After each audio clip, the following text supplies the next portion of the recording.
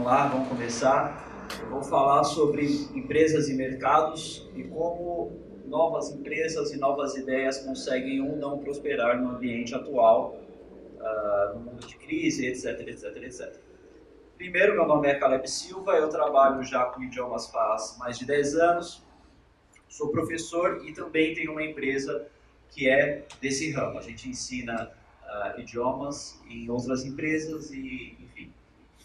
E aí eu fiz uma pesquisa com outros professores e profissionais da área, perguntando sobre como está o mercado. E está essa coisa maravilhosa que vocês podem ver, né? Mais de 50% respondendo que o mercado está péssimo. Ou seja, a situação não está legal. E eu aposto que, se a gente fizesse uma pesquisa em outras áreas, o resultado não seria tão diferente.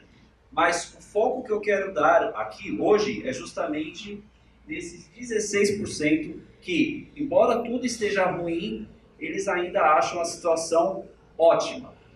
Por isso a gente vai passar por 3 questões. Número 1, por que é difícil inovar? Inovar é muito mais difícil do que se parece, a gente vai falar um pouco mais disso, né? Como é nosso ambiente? E terceiro, qual é o tipo de serviço, de empresa que pode prosperar no momento atual? Então, para responder a essas questões, eu recorri nada mais e nada menos a, não é o Albert Einstein, mas é Darwin. Tá? A gente vai fazer uma pequena análise do mercado comparando a seleção natural. Né? Porque a seleção natural ela se trata de quê? Principalmente de ambiente, de conflitos e de recursos. Né? Para uma empresa, é claro, os recursos é o dinheiro, né? O conflito é a competição, né? São os competidores, e é claro, o ambiente se trata do país onde a empresa está e coisas parecidas. Então temos as leis e etc. Primeiro temos uma girafa, vamos entender um conceito básico, vocês todos já devem conhecer, mas gostaria de reforçar, da seleção natural. É muito comum as pessoas falarem por aí que a girafa desenvolveu um pescoço longo para alcançar as árvores ou as folhas nas árvores mais altas, o que não é verdade. Na seleção natural, o raciocínio, na verdade, é invertido. Então, imagine que vocês tenham várias girafas com um pescoço normal, padrão, do tamanho de um cavalo, sei lá, e em momentos de crise, né? Em momentos de crise, aquelas que conseguiam alcançar as folhas mais altas sobreviviam e as outras morriam, tá? Tem outra teoria do pescoço torto aí também, vocês devem conhecer, né? Uma coisa importante para entender o nosso ambiente é que ele é mutável. Então a seleção natural, ela pode até ser cruel ou injusta pelos nossos padrões, mas o que acontece é que quando a gente tem uma crise, a seleção natural é forçada.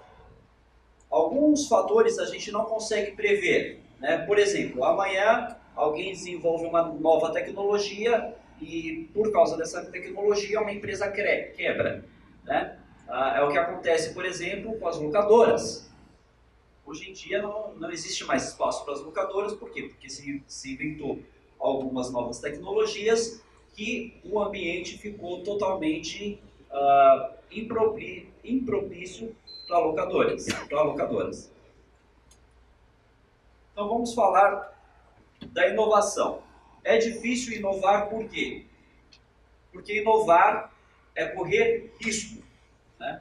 Se você quer colocar um produto novo no mercado, você vai ter que gastar dinheiro com inovação, vai ter que gastar dinheiro com pessoas, novas ideias e tudo mais. Né? É muito mais difícil do que parece. Por quê? Porque as grandes empresas hoje, que a gente vê, são inovadoras, mas a gente não para muitas vezes para pensar em quantas empresas inovadoras existiam que simplesmente foram para o buraco. Né? Então, muitas vezes, a cada 100 empresas, 99 falem e uma que é inovadora consegue prosperar. E aí a gente pode ter uma visão equivocada da inovação. Né? E aí existe um paradoxo da inovação que é uma coisa muito comum. Todo mundo olha para uma nova ideia e fala, nossa, que legal, que inovadora, que surpreendente, vou adotá-la. Só que no momento que todo mundo pensa assim, ela já não é mais inovadora, você já não tem o mesmo espaço no mercado. Então, se você vai comprar, sei lá, uma paleta mexicana, ou quando você vê qualquer moda, vamos dizer assim, é isso que acontece. Um grupo de pessoas, relacionadas ou não, decide que aquela ideia é inovadora, ou alguma coisa assim, e todas elas têm a mesma ideia e investem na mesma coisa. E aí você tem um paradoxo, que a inovação faz com que aquilo não seja mais inovador. E o mais importante talvez seja o conceito de que é muito mais importante a gente ter conjuntos para a sobrevivência das ideias. Voltando mais uma vez à seleção natural, todos nós temos genes, correto? O que acontece é que algumas pessoas podem ter genes ruins, aliás, todas as pessoas têm genes ruins e genes bons. O que garante a sobrevivência de um gene não é necessariamente ele, mas é que ele esteja num conjunto que seja bom. Então imagine que vocês estão numa competição em grupo. Se um membro desse grupo for muito bom ou muito ruim, isso vai influenciar o resultado final. Mas, quando a gente tem um grupo unido, que tenha uma resposta ótima no final, aí a probabilidade de ter sucesso é muito maior.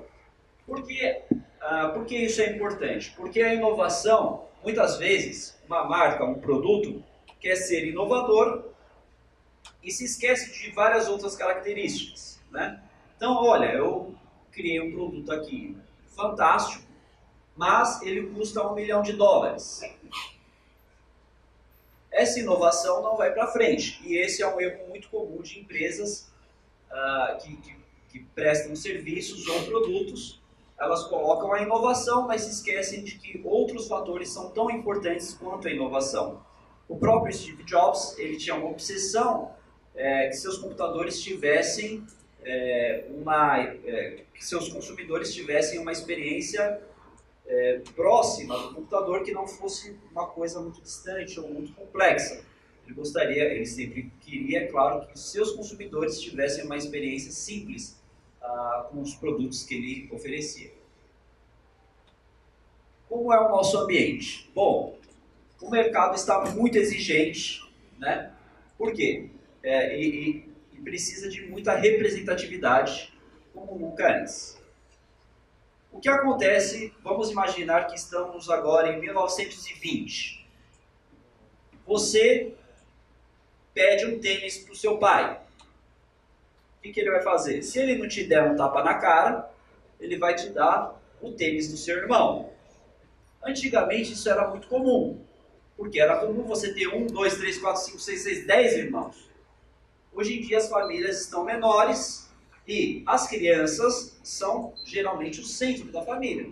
Então ele tem toda a possibilidade, na verdade nós todos temos essa possibilidade de consumir produtos que são adequados a nós mesmos. Nós não usamos mais o tênis do nosso irmão, nós não usamos mais a roupa do nosso irmão. E aí a gente começa a exigir uma representatividade cada vez maior, e é o que acontece no mercado de hoje. Tá?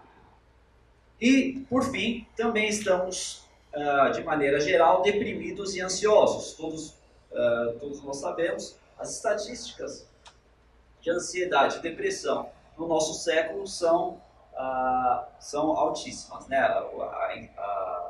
Os números de ansiedade e depressão são muito altos na era moderna, tá?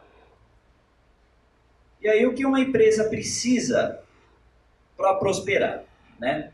Ela precisa, obviamente, respeitar esse ambiente que eu falei, né? Então, ela tem que se preocupar com um conjunto de ideias, ao invés de vender uma ideia inovadora, ela precisa de outras coisas que deem base para essa ideia. Ela precisa definir uma filosofia e valores mais profundos e claros. Por quê? Porque ela precisa conversar com o consumidor de uma maneira mais direta e de uma maneira mais verdadeira. Por quê? Porque o consumidor está mais exigente e ele procura esses valores e essas filosofias de uma maneira diferente. E, finalmente, ter um atendimento, uma proximidade com o ser humano. Por quê? Porque, por mais que nós estejamos interagindo cada vez mais com celulares, com tablets e etc., nós ainda somos portadores de uma necessidade de um bom atendimento, de sermos tratados como seres humanos, o que é uma coisa que nem sempre acontece. E é isso aí, gente. Essa foi minha apresentação. Muito obrigado a todos.